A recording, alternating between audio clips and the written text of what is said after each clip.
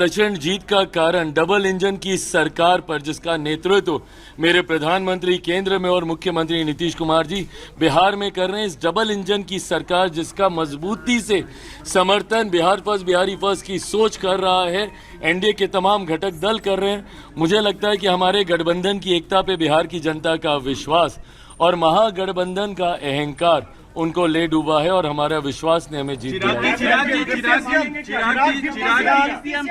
बिहार में क्या कोई डिप्टी सीएम होने वाला है? डिप्टी सीएम की मांग करेंगे आप? ये सारी बातें मैं पुनः कहूंगा।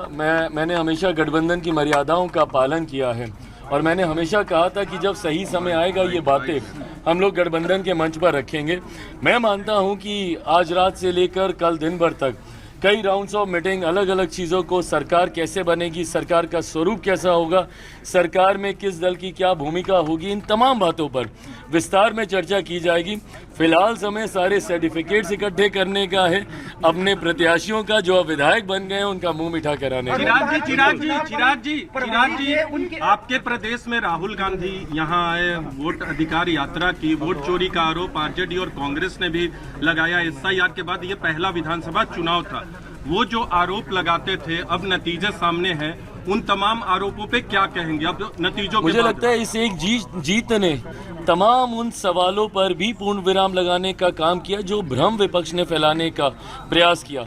भले वो एसआईआर का मुद्दा हो, वोट चोरी की बातें, और मैंने बार बार कहा था कि राहुल जी ने जब जब मेरे प्रधानमंत्री के ऊपर इस तरीके से व्यक्तिगत तौर पे हस्तक्षेप किया है, चौकीदार चोर है इससे पहले कहना, अब वोट चोरी की बातें करना, जिस तरीके से उनकी मां को लेकर उनको व्यक्तिगत तौर पर कि मंच पर नाचने लग जाएंगे, ये सारी बातें बिहारी संस्कारों के लिए भी जाने जाते हैं। शायद राहुल जी, कांग्रेस ये समझ ही नहीं पाई कि जितनी वो अमर्यादित बातें कहते हैं उतना ही सेल्फ गोल वो करने का काम करते हैं। वहीं दूसरी तरफ हम लोगों ने पूरी मर्यादा के साथ सिर्फ अपनी जिम्मेदारी को निभाने का काम किया। गठबंधन ने पूरी जिम्मेदारी निभाई।